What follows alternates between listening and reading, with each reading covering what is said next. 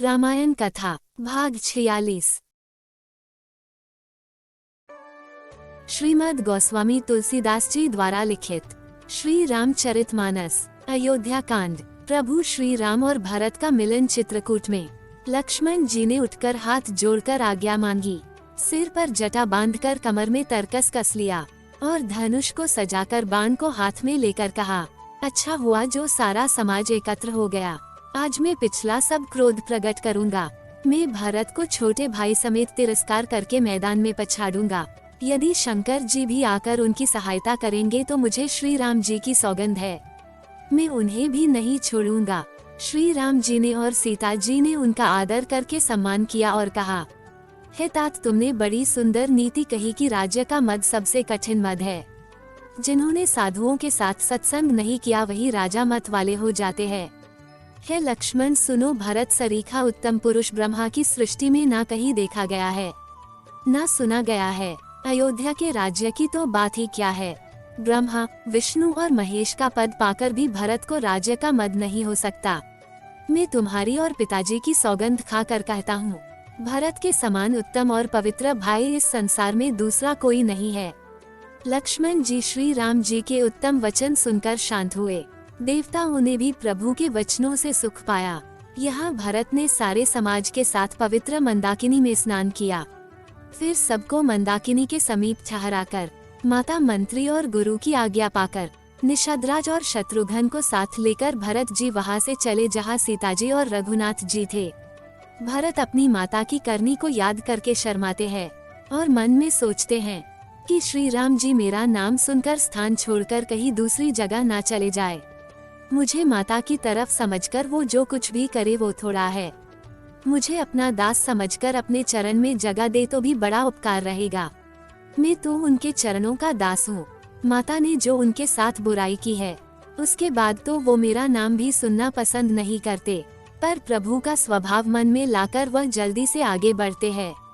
उस समय भरत जी की दशा कैसी है, शब्दों में समझाना कठिन है। मन कहता है जाकर श्री राम जी के चरणों में गिर जाऊं, पर माता की करनी की वजह से किस मुंह से उनके सामने जाऊं। भरत जी की ये दशा देखकर तो निषाद राज उन्हें बहुत तरह से समझाते हैं। श्री राम करुणा निधान है, वो सबको माफ करते हैं।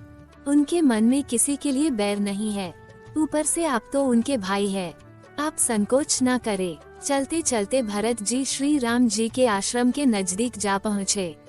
वहाँ के वन और पर्वतों के समूह को देखकर आनंदित हुए। श्री राम जी के निवास से वन की संपत्ति ऐसी सुशोभित है जैसे अच्छे राजा को पाकर प्रजा आनंदित हो। तब केवट दौड़कर ऊंचे चढ़ गया और भुजा उठाकर भरत जी से कहने लगा, नाथ, ये जो पाकर जामुन, आम और तमाल के विशाल वृक्ष दिखाई दे रहे हैं, श्रेष्ठ वृक्षों के बीच में एक सुंदर विशाल बरगद का वृक्ष सुशोभित है। वे वृक्ष नदी के समीप है, जहाँ पर श्री राम जी की पर्ण कुटीर सुशोभित है। वहाँ पर तुलसी जी के बहुत सारे वृक्ष सुशोभित है, जिसे कहीं पर सीता जी ने लगाए हैं और कहीं पर लक्ष्मण जी ने। सखा के वचन सुनकर और वृक्षों को देखकर भरत जी के नेत्रों में जल उमड़ आया। भरत जी ने श्री राम जी के सुंदर पवित्र आश्रम को देखा। आश्रम में प्रवेश करते ही उनका सारा दुख और दाह मिट गया, मानो योगी को परमार्थ की प्राप्ति हो गई। भरत जी ने देखा कि लक्ष्मण जी प्रभु के सामने खड़े हैं और सिर पर जटा है, कमर के मुनियों का वलकल बांधे है और उसी में तरकस कसे है। हाथ में बाण तथा कंधे पर धनुष है। वेदी पर मुनि तथा साधु का समुदाय बैठा है और सीता सहित श्री रघुनाथ जी विराजमान है। श्री राम जी का भी वेश लक्ष्मण जी जैसा ही है और वो हाथ में धनुष को फेर रहे हैं। सीता जी ऐसे लगते हैं जैसे रति और कामदेव ने मुनि का वेश धारण किया है। छोटे भाई शत्रुघ्न और सखा सहित, हे नाथ रक्षा कीजिए, हे गोसाई करते तीनों ने प्रभु को दंडवत प्रणाम करते पृथ्वी पर गिर पड़े। लक्ष्मण जी ने प्रेम सहित पृथ्वी पर मस्तक नवाकर कहा, हे रघुनाथ जी, भरत प्रणाम कर रहे हैं। सुनते ही श्री राम जी अधीर होकर उठे। कहीं वस्त्र गिरा तो कहीं तरकस, कहीं धनुष और कहीं बाण। कृपा निधान श्री राम जी ने उनको जबरदस्ती उठाकर हृदय से लगा लिया। भरत जी और श्री राम जी को मिलते देखकर सब अपनी सूध बुद्ध भूल गए और सबके आंखों में हर्ष के अश्रु आ गए। मिलन की प्रीति कैसे बखानी जाए। दोनों भाई बुद्धि चित और अहंकार को भुलाकर परम प्रेम से मिल रहे हैं। भरत जी और श्री राम जी के मिलने का ढंग देखकर देवता भयभीत हो गए। फिर राम जी प्रेम के साथ शत्रुघ्न से मिले और फिर निषाद राज से मिले। निषाद राज ने कहा, प्रभु आप तो हमें छोड़कर आ गए पर हम आपके पीछे पीछे दौड़े आए। प्रणाम करते हुए लक्ष्मण जी भरत जी से बड़े प्रेम से मिले और बड़े प्रेम से छोटे भाई शत्रुघ्न से मिले। फिर उन्होंने निषाद राज को गले से लगाया और भरत शत्रुघ्न दोनों भाई ने मुनियों का आशीर्वाद लिया। छोटे भाई सहित भरत जी प्रेम से उमंग भरकर सीता जी के चरण कमलों की रज सिर पर धारण करके बार बार प्रणाम करने लगे। सीता जी ने उन्हें उठाकर अपना हाथ उनके सिर पर रखा और उन दोनों को बिठाया।